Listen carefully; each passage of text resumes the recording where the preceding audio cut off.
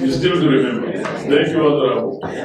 So hydrogen is a molecule which sometimes called the hydrogen. And it's one of the oldest and simplest molecules in our universe. It can be found in stars, including the sun, which draws energy from transformation. So these are just criteria of the hydrogen in terms of the periodic table. Let's move forward. What is really hydrogen? It is the most abundant element in the universe. On Earth, it's found in large quantities with other elements like water, because water is H2O and hydrocarbons. Do you know where else you can find hydrocarbon or hydrogen? I mean, do you know where you can find hydrogen? In your body, you have hydrogen. Do you know how you eat carbohydrates? Carbohydrates, the hydrate is the hydro. You are being powered for thermal comfort from the hydrogen. I'm sure you didn't know that. I also learned it from Dr. Shibuari at the Green Hydrogen Research Institute. Now, hydrogen can exist in a gas form, in a liquid form, and in a solid state, depending on what conditions you subject it to. Hydrogen is high energy content by weight, but also it is low density in terms of volume. That's why a lot of people are saying it will be very hard to transport hydrogen because of its low density and because it's gaseous, so you have to cool it or turn it into ammonia. So these are just properties for hydrogen for our understanding. Let's move on. How is hydrogen produced? Now, hydrogen is not a new concept. It already exists. Already, a lot of industries are using hydrogen. When we hear green hydrogen, it's not because the hydrogen color is green. And that I want to make perfectly clear. So, energy source. This is coal, or supposed to label it. This is coal, charcoal. So, a process called gasification. I'm not going to go into details of explaining what gasification, how the process works. Write down, and you can Google, see your friends. You get what that process entails, but I'm just giving you pointers. The process called gasification, you get hydrogen out of it from coal.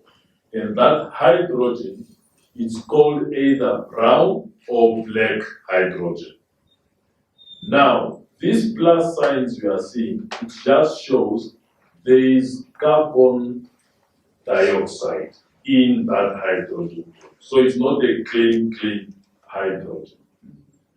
This is natural gas. My colleagues mentioned about Kudu, they mentioned about the gas finds and everything. Through the process of called steam reforming, you can find hydrogen. And that hydrogen is called gray hydrogen. And it also has carbon dioxide content in it. Through the process of steaming and reforming and capturing that carbon capture and storage, you get what you call blue hydrogen. There is also carbon dioxide content. In the process of pyrolysis, you find hydrogen called turquoise. There is less carbon dioxide. This is the biggest elephant in the room. Green hydrogen. This is the sun. This is the wind. This is the water. The water that is purified, the water that is desalinated. Power from this sun and wind. So solar panels, wind energy, passed through the water with a process called electrolysis. you find hydrogen, because you are splitting the molecules of water into two. H2O is now split, you have oxygen and two a molecule of hydrogen. The oxygen, you can use it in the hospitals. We have seen during COVID time, we're running out of oxygen tanks and all those kind of things. The hydrogen is called green because that process does not emit any carbon dioxide. This is nuclear. Nuclear, through a process of electrolysis, you will find what you call pink hydrogen, purple or red. So the color of the hydrogen is determined from what is the source of that hydrogen. Let's move on. Now, for this purpose, we are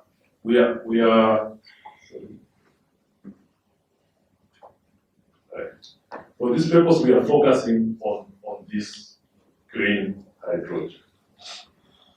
So I've explained the solar panels, the water, electrolysis processes, you produce hydrogen. That hydrogen, you can choose for it not to undergo any transformation. You can transport it via shipping, trucks, pipeline, and storage. Although I need to make a disclaimer that my presentation today is everything being equal. We are not looking at is it physical to do it, what are the risk conditions, what are the standards for it. It's just for your information because those ones come into factor now from project to project. And I will explain what I mean by that. So you can transport that hydrogen via shipping, trucks, pipeline, and storage. That same hydrogen is used in the steel industry to reduce the carbon content in the steel so that the steel becomes premium. And I will explain why I mean by premium. That hydrogen can be used in the chemical industry for making synthetic fuels. That means your kerosene, your sustainable aviation fuel. I will also cover that. That hydrogen is used in refineries to reduce the sulfur content of diesel and the petrol they leave. It's used as a fuel in these transports. It can be used for heating. Europe, they are using that. And most important thing is for power generation. The Honorable Minister can testify that we went to a certain city or village in Germany where they are producing hydrogen and they are putting it through the fuel cell. And that fuel cell puts back to the grid and it acts as a backup EU dispatchable power. So if there is power shortage within the EU grid, they just give a call, we need this amount of power, which is coming from renewable. So because of base load and intermittency of the grid, that's where the fuel cells come in. So we know that Namibia is having energy problems. We can use also hydrogen on top of it to solve our energy issues. That hydrogen can go through a transformation with the carbon that we will capture most likely from the oil and gas discovery or from the biomass. We will be able to combine it with hydrogen and you get synthetic fuels. I will explain what synthetic fuels is as we go on. That hydrogen mixed with nitrogen that's in abundance, you find green ammonia. Ammonia is a fertilizer that you can use for enhancing production of agricultural stuff. Now, apologies. As I had already started that, hydrogen did not start now. And the energy evolution started with coal. It came to oil, now with electricity from renewable, and then now we are talking about green hydrogen. This energy is evolved over time, and more than one source of energy exists over time. And hydrogen is not an energy source, but it's a carrier of energy. Hence, we are saying it cannot replace oil and gas, but they need to coexist. The ministry have adopted an energy mix policy that we are able to harness all our energy in the country. So hence, that's why renewable energy is coming in. Countries doing green hydrogen but still have oil and gas. There is Saudi Arabia, there is Oman, Australia, and Norway. All these, they want to produce hydrogen because of its other benefits that it comes while pursuing the oil and gas, and they will continue to do so. Oman active plans to transition from oil and gas to green hydrogen and ammonia, but both these industries are available also at the same time in Namibia, hence we need to harness them. This is very important because critical commodities like oil and gas, they are very much known. They are tried and they are tested. They have been existed. You use Vaseline for your lips and everything for the longest time. However, it is at sunset, meaning with time, things will start slowing down because of the agenda of energy transition. Green hydrogen is not fully tried and tested, green hydrogen, but hydrogen has already been existing. However, it's at the sunrise. It's a very topical issue in every country now. So, we know that we can move faster to make more of all of these economies depending on demand. And my colleague Ion has mentioned about the Dutch disease, but he didn't tell you what the Dutch disease is. The Dutch disease is once we discover oil and gas, or when we put it to fruition, we will abandon all the economies so that we just focus on oil and gas. And finally, those people that will abandon their Mahangu fields and make you talk, when the oil and gas process are no more there, if we didn't use it, we have no other economies to lean on. So to avoid that Dutch disease, we need to also harness the sustainable ends of the green energy. Why? Because we need to identify what is the key priority of the country. Is it energy security, or is it energy efficiency, or is it energy poverty, or is it decarbonization, or the energy transition or climate change? And I would say our issue really here is energy poverty. There are a lot of people who don't know how cold water tastes like because they don't have energy to cool the drinks. There are people that don't know how a switch of light knows like. So if green hydrogen is able to give us that, if oil is able to give us that, why can't we do them both? Energy poverty is real, it's happening. However, climate change is also inevitable. It is happening. Whether we say, no, we just want to do oil and gas, climate change is inevitable. And do you know how you feel it? The drought. Electricity generation. What do I mean by this? When you don't have rainfall to fill up the Wakana front, Wakana is the one that generates our power. That means we will have less power to generate. What does that mean? We go and borrow more power. But without that, we have imminent or a lot of rainfall, and we are able to continue living life as we wish to. Agriculture, we have seen drought. The minute the office of the Prime Minister, they have a division where they are distributing food due to droughts that has hit the country and everything. Yes, like the Honorable Minister said, we are not really the cause of it, but we are affected. So we need to be able to find solutions for ourselves. Why Namibia? And where does Namibia fit in? The agenda of the global energy transition, Honorable Minister had made my presentation very easy because he had highlighted the geopolitics that is happening. The Europeans, they are saying, we want to move away from fossil fuel, but we need energy.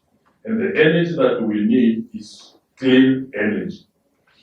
Now, there are not many places in the world where they can get that clean energy like clean hydrogen. And Namibia is one of them. So Namibia is responding to say, okay, if we are able to service you with the clean energy, and we get the benefits for our masses, and also be able to cater for our energy poverty, why not? And I'll demonstrate why Namibia is one of the countries that is best suited to do green hydrogen. Remember, for you to do green hydrogen, you need a lot of solar and you need a lot of wind. The wind resource in Namibia, this legend is telling where there's red, that's where there's a lot of wind blowing. So this shows that our gross capacity factor of wind is about 55% in selected areas. And the wind speed in excess, that's why you find out that if you go to Lutres with your wing not intact, you go that is just a demonstration. That is just a demonstration. So Namibia is one of the places that has strong wind. We move on. Solar. This is the rest of Africa. The red areas shows you where that solar is very strong for you to get a lot of power for that process of electrolysis. Now, it's saying the gross solar capacity factor is over 30% in selected areas. Let's move on. This is the world's map. It is showing you hydrogen cost, US dollar per kg in selected areas. That is red. And I will speak that in the next slide. Here, it shows a comparative analysis of Namibia with other countries that wants to do this here hydrogen. You have Chile, you have Spain, you have Namibia here in the third. So it just tells you that we are also one of the top 3 countries where we are able to do this green hydrogen without going further into details. Now, this map, the world map, it's telling you how much is it going to cost, putting everything equal, to produce a kilogram of hydrogen. In Russia, it will cost you about $4. In Slovakia, 2.3. All these numbers are high except for Spain, which is $1.8 per kg. Morocco, 1.8. Namibia, here, 1.5. Chile is less than 1.5. Greece, Saudi Arabia. So these are the few places where you can really produce hydrogen that the world needs. So if we are the ones that are able to produce that, why not? Hydrogen projects in Namibia. So Namibia is responding that yes, we have the resources, we have the sea, we have access to the port, we have the wind, we have the solar. Indeed, we can respond to that call to end energy poverty in our country and also transport this to those the less privileged like the Europeans. So, currently in Namibia, there are what we call green hydrogen plants. There is one here in Luderitz, where the famous hyphen is. There is one here in the Erongo region, and I'll touch on those projects. This one is still coming. We want to talk of regional integration. Angola already has existing oil and gas industry. They have pipelines. Then they are also looking at doing green hydrogen. So we are saying that green hydrogen, if we produce it here and send it also to Angola for their refineries or whatever, that will be a possibility to build up another port here in Kunene. There are a lot of activities happening. I've seen colleagues here from Kaogo Energy, they are there trying to find ways on how to de-risk this area. So these are the projects that are going on in Namibia. You will see them into details as I go further. Now, what is the importance of all this as a country?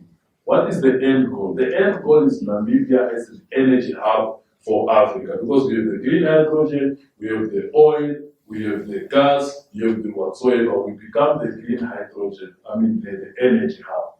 Now, every energy revolution which only forms a bedrock for manufacturing revolution, meaning with this green hydrogen, we can create other industries. It forms as a bedrock. I have mentioned about steel, I have mentioned about fertilizers, I have mentioned about synthetic fuels, you name it. Wind from windmills, solar panels, what makes of it? The critical raw minerals that we have in Namibia that we are mining, we can use them to create those things in Namibia for us to get the energy that we want. We don't need to import it because we have all the input parameters.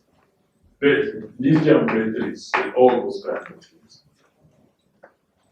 And adding value, secondary sector, making or creating things.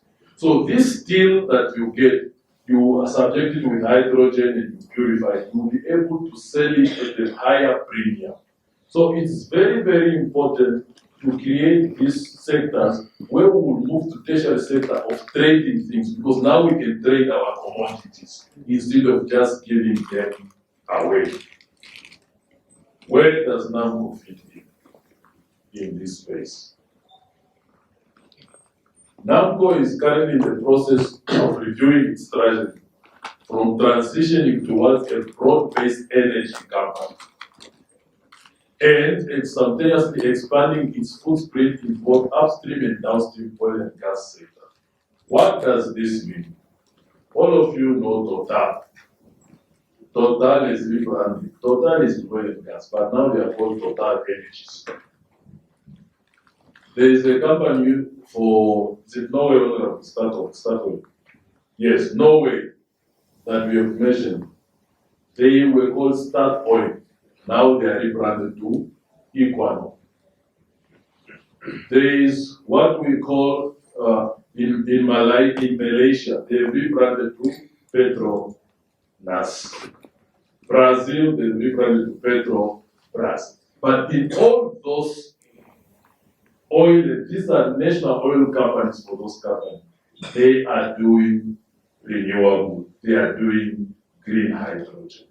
So we are saying, why can also NAMCOR replace an energy where we optimize all our energy sources? So we are moving there. Now we are saying that because of the bedrock that the government has laid, the ambitions of hydrogen, green hydrogen realizes to be the back of Namibia's stellar renewable energy source potential, provides NAMCOR with an opportunity to fully embrace the energy transition story alongside other exciting discoveries. What does this mean? We have discovered oil, but we can optimize our oil with hydrogen, make it premium.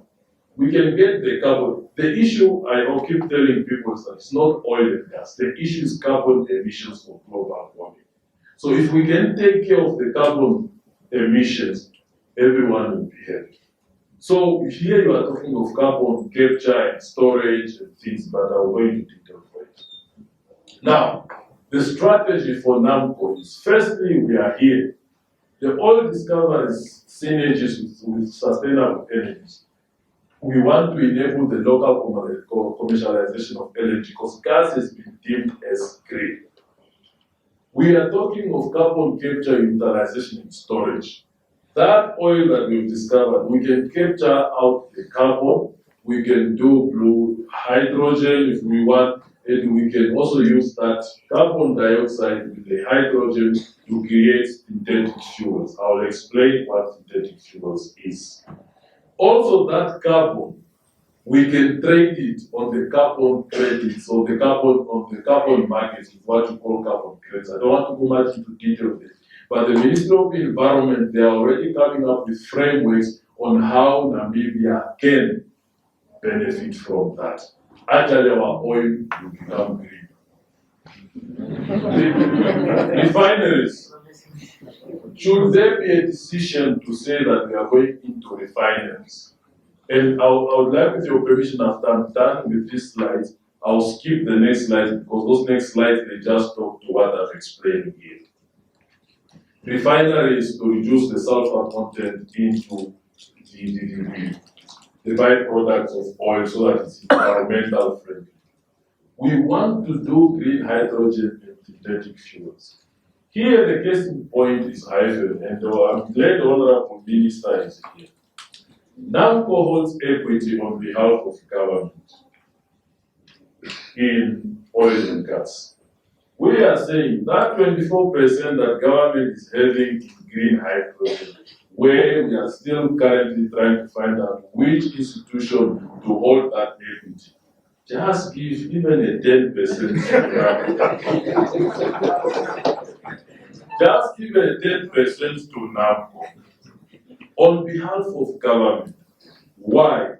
Because our interest really is in that green hydrogen as an input in the potential production of synthetic fuels. Honorable Minister, you can testify that Sasol is one of the biggest companies in petrochemicals and has become even bigger than the government itself through petrochemicals. Why can we not want that for NAMCOR? And for the campus.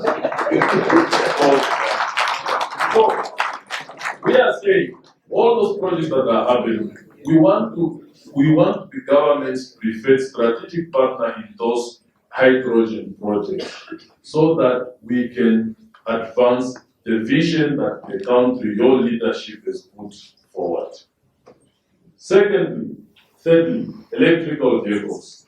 Currently, we have about 234 electrical vehicles in Windhoek and Swakop. Swakop about 34 if I'm not mistaken. But you don't see these electric vehicles in Bamboland, in Gorenkuru, or in Ondonga, or why? Because there is no infrastructure. Now, we are saying, NAMCOR, we have a footprint of retail service stations. If you close your eyes, you can remember this brand. You can see it anywhere in Nakali, you can see it in Kwediva, you can see it in Oshakati, you can see it in Karasburg, you can see it in Marietta, you can see it in Otavi, Rundu, Kehemu, everywhere it's there. So we are saying, why can't we create hybrid service stations where we have electric charging points? We enter into agreements with Mercedes-Benz, with BMW, so that those vehicles that they are selling can now move across the country. This is what we want to do now. Thirdly, renewable. Recently, of you that have come to the company, you've seen that there are solar panels at the head office. This is addressing the issue of energy efficiency. We already have deficit in our energy demand. So we are saying from 9 o'clock to 4 o'clock during the day, we are using clean power. We are taking stress out of the grids. Right? We are giving them back to City of Windhoek clean power. Now, instead of having 100%, for example, power that is not green, that has carbon dioxide content or whatever, there is now a mix and a mix. And because of that, as a country, it puts you as a premium because you get offset. We don't want just to edit our head office. We want to make sure that our offshore facilities, together with our joint venture partner, we can discuss to power the operations of the oil and gas to use renewable power. Or even if it's a base load issue, that hydrogen put on the fuel cell, it can power, and there are examples where this is happening. Lastly, but not least, is the research and development. We understand the challenges that comes with the hydrogen because it's a new or nascent industry. Now we are saying that we need to invest in research and development, partner with university, with NASA, and see how can we come up with real technology so that we are able to become globally competitive. That is the NAMCOR perspective. What is synthetic fuels? I had explained. Green hydrogen combined with nitrogen gives you ammonia. We are not interested in that. But the most important part of this ammonia, should NAMCOR decide to go through this, is a company called Maersk. They are also one of the leaders in the shipping. They move around. They built 12 new vessels that are going to run on ammonia. So when they come here at our port of Valparaiso, where are they going to get that same ammonia to go back where they are coming from? We should be able to provide it. Synthetic fuels, green hydrogen plus CO2, methanol synthesis, it gives you methanol. Through a process called Fischer-Tropsch process, it gives you synthetic diesel kerosene. I just recently came back from the US, where they showed us a plane that flew on synthetic diesel over a short period of business, because they were telling if it can work, and it can indeed work. It's just a matter of commerciality. Now, direct oil reduction, I've spoken about this. What is important on this slide is that the role of hydrogen in the oil and gas industry. Yes, we will discover the oil, we can sell the oil. However, those less privileged colleagues of ours, they are saying they've put CBAM, carbon border adjustment mechanism. And the good thing is you have a superior authority, your honorable can vouch for it. This CBAM means that any product that we are going to sell to them, they will tax it based on the carbon content you have. The more carbon content you have, the heavier the tax on it. So it's inevitable. And Namibia is a child of international solidarity. We don't live on an island alone. We do trades with the country. So it's very important. China and India are coming up with a new legislation of also the amount of tax is equal to the CO2 you've emitted. Now we are saying with the green hydrogen, we can use that to reduce the carbon content so that we can sell our product at a premium. The largest oil and gas producers globally, they are also the biggest investor in hydrogen. As today is saying, the proceeds from the oil and gas can also be used in advancing this energy transition. Oil revenue to subsidize green hydrogen in order to build new industries. And those are the industries that I've already alluded to. No way you can buy an electric vehicle very cheap. Why? Because the government subsidizes electrical vehicles from the money from the oil and gas. Currently in the US, they've passed a law which is called Inflation Reduction Act. What does that mean? There's billions that the Americans have pumped into their economy for anyone that is going to do green projects. Why? Because they want to go green. Where is the money coming from? From the oil and gas. So we can also do the same. Now, hydrogen becomes critical due to its clean nature, and green hydrogen reduces carbon content. This is just me repeating myself and just in summary. And different factories will be made for electrolysis, new products, diversification, jobs, and this will also currently, which I will touch on, we have scholarships in green energy that is going to help relieve also petrol fund for the job that they've already been doing, and also collective efforts with NASA. Now, there will be employments on green hydrogen, there will also be employment in oil and gas. But I don't want to give the statistic on how much employment will be on green hydrogen, because that's another topical issue. As Mutundene has alluded on that one, mostly operations offshore, they are minimal, but a lot of jobs comes from the induced and induced benefits. So, I'm going to skip the next slides because those next slides, they just explain how hydrogen is used. It's used in natural gas for pipelines to reduce the content. This one is a case in point also in England, where the gas supply is being pumped also with hydrogen for efficiency. And this shows that should the point also come where we have infrastructure of guys and we no longer use them, the same infrastructure you can use them for hydrogen. So this is also another project, just to say that we are not saying things that are not happening. They are already happening. The Senate gas project in Italy aims to convert a portion of its natural gas pipeline to transport hydrogen. Carbon capture, I've touched on it. I don't need to repeat this, but it's already happening in the north of England. Offshore platforms powered by hydrogen, I've already touched on this. Hydrogen of power generation. So this is important to say that many of the oil and gas installations are located in remote areas with limited access to traditional electricity.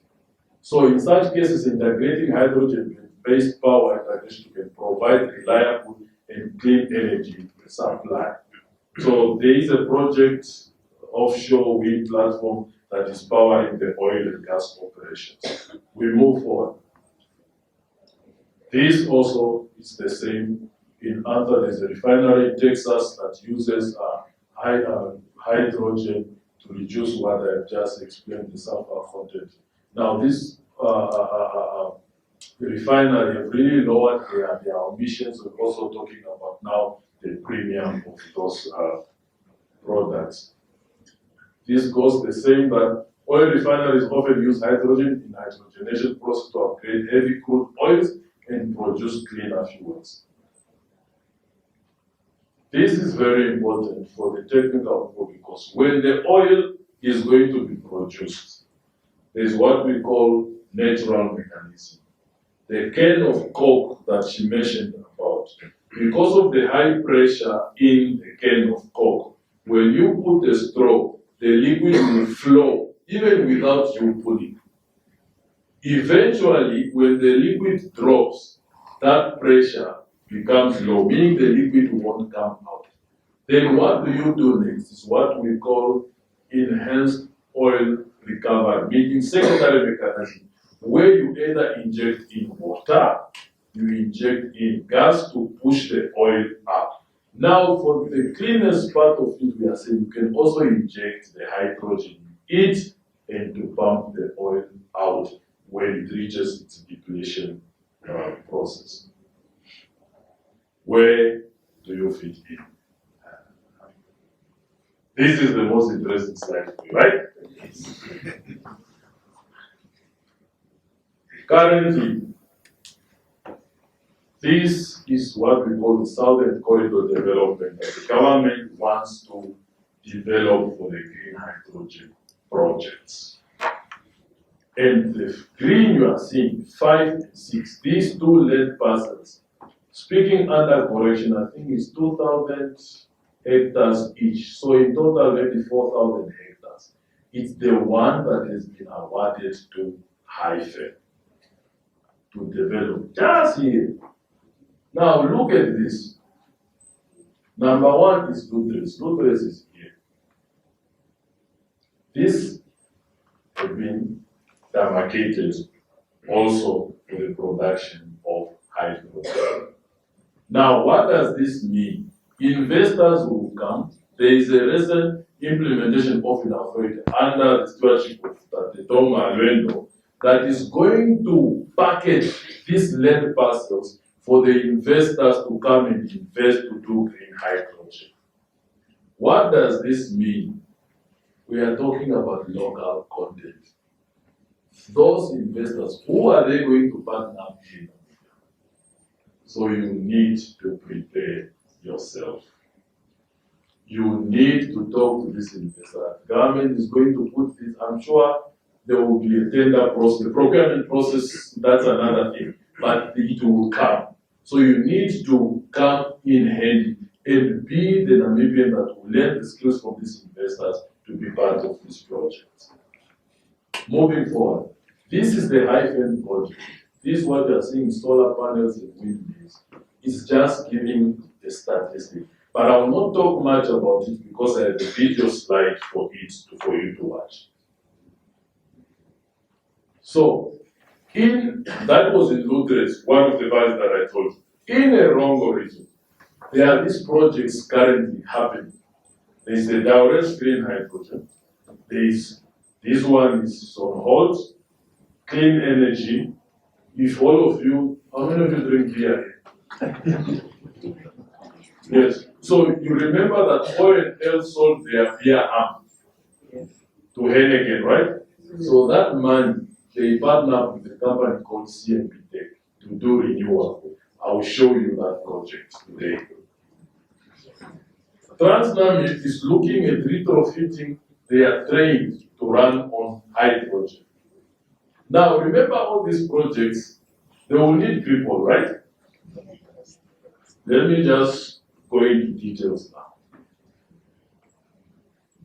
This is the Daures project that are looking at using fertilizer ammonia for agricultural process. Sustainable production of beer based on renewable energies to green schemes. As we speak, colleagues, as we speak, Daures have recruited over 100 Namibian people. My take on that is go on the website for Daures. Don't say I said it, go there. They will recruit you. And this is plainly saying because they are looking for people to work. And this is not professional skills. It requires to put up a solar panel, somebody to dig a hole, put in concrete, put in structure, and erect solar panel, isn't it? But maybe those are not what you want. There will be services that will be required. So for our purpose here today is also to bring information to you so that you can go and see where you fit in and have dialogue. This is the clean energy project. It is just behind June 7. On the 28th, the Honorable Minister is going to bricklay this project to start the construction. This same company, CNP Tech and O&L, they have partnered up. CNP Tech, they have a lot of ships. They are producing the ammonia for their own use.